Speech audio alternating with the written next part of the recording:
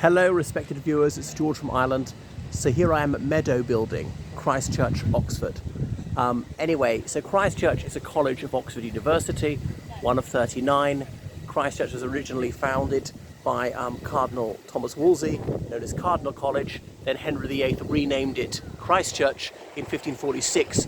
So it takes its foundation date as 1546, even though really it was founded almost 20 years earlier. Now, another point is a lot of things have got Wolsey's name, as in Tom Tower, their tallest tower. You can't see from this angle Great Tom the Bell in there, as in Tom for Thomas, and indeed their main quadrangle is Tom Quad, and so on. Their drinking society was known as Cardinals, and a Cardinal's hat is part of their coat of arms, and you'll see that embossed in various places around the college. So this is sort of the garden gate, as you will, there. You'll see some of their porters and security guards who tend to wear bowler hats. In the old days we had Oxford University Police, colloquially known as bulldogs. They abolished in 2001. Yes, the university really had its own police force, authorised by an Act of Parliament, and they always used to wear bowlers. But so every college has got its porters, but only the Christchurch ones wear bowler hats. And that walkway you're seeing beside you is the Broad Walk. So this building here was built in 1881 by Thomas Dean, an Irish architect. Hurrah! Even better, he was a Cork man. So far as I know, he's the only Irish architect to build anything in Oxford. You see a little bit of ivy there, so not as big into ivy as places in the United States. So it's almost faux medieval, because there was that cult of the medieval in the 19th century, a reaction against the Industrial Revolution. Right, so these were some of the grandest rooms. There's no prizes for guessing why it's called the Meadow building, if you see what's behind me. Anyway, there was an aristocratic lady who said she'd give the original convent for nuns that was in there, long before the college was founded. She would give all this land to that convent, all the land between here and the River Thames down there, so long as she could be buried beside St Friedwide, the patron saint of Oxford, and indeed she was. So St Friedwide is still interred in there. But the convent obviously was suppressed, and eventually the college really built on its site. So Christchurch has got Oxford Cathedral as its college chapel, and that is the smallest cathedral in England. So these were the grandest rooms, and obviously the most aristocratic undergraduates used to come here well until the 1960s. People had to pay battels here, that's B-A-T-T-E-L-S, which was a fee to the college for their bed and board and so on. This was highest at Christchurch. So, but in recent decades they've said they've really changed that and saying, no, there's no snobbery here, we mustn't pursue any exclusionary policies, and everybody's absolutely welcome here, no matter what your socioeconomic background. It's a very wealthy college. There are grants to help people with their finances. I know a lady was here about 30 years ago in financial difficulties. She applied to some hardship fund for a £100 grant. Obviously £100 in the mid-90s would buy you much more than it would today, and they gave her £300. So that's what Christchurch is like. And they've got Christchurch Hall, as in their dining room where so much of Harry Potter is filmed. Brideshead Revisited is the classic Oxford novel penned by Evelyn Waugh in 1945. People were fed up of the Second World War, so there's not too much about the Second World War in it, but a lot of it's set in Oxford in the early 1920s. He came up in 1921 to Hertford. The novel is obviously semi-autobiographical, and the protagonist is Charles Ryder, who is largely based on Evelyn Waugh himself. And he never says which one Ryder's college is, but it's assumed to be Hertford. But Ryder's from an upper middle class family, but he's friends with the Honourable Sebastian Flyte, who's from a Catholic family in Western England. And so Ryder's sort of in bewildered awe of this chap who's the offspring of the Marquis of, which one is it? Brideshead? I don't remember.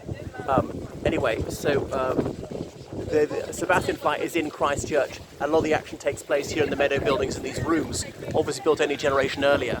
And you should see the 1981 television series, and in it there's a character called Anthony Blanche, or Antoine Blanche, who's of French Jewish origin, who braved the U-boats, as the novel says, to sail to Argentina in 1915 to escape the First World War.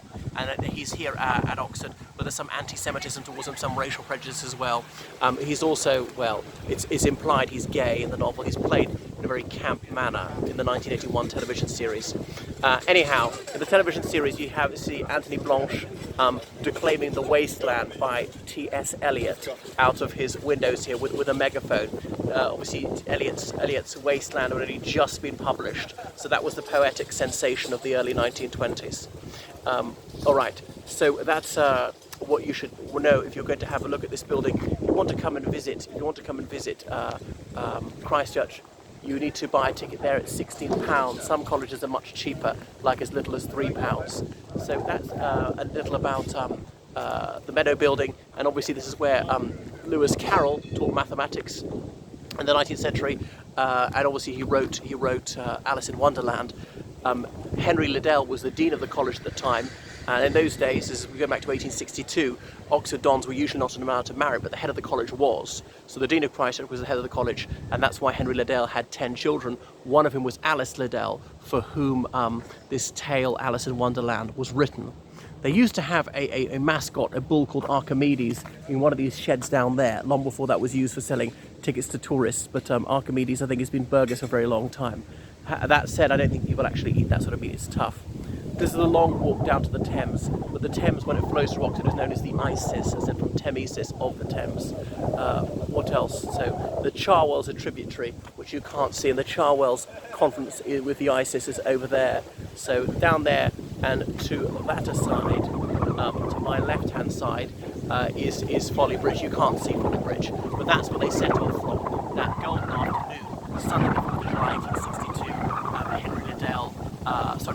Alice Liddell, her two sisters, the Reverend Robinson Duckworth rowing, and Lewis Carroll, real name Charles Lutwidge Dodgson, and they were going to row up to Port Meadow to have a picnic.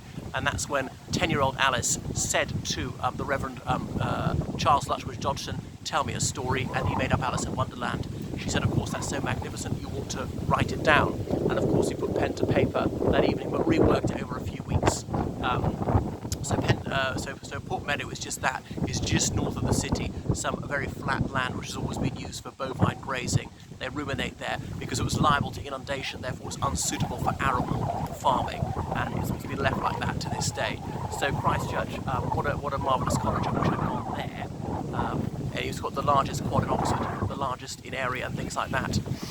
Anything you else want to know about Meadow Building? Not really. I mean, I know people who are here in the 60s and said yes, they really all were very pucker in those days. But times have changed enormously, and I think if you came from an upper class family, it would be a distinct disadvantage applying to Christchurch, because they're desperate to shake off that image that they're only for people who are very well got.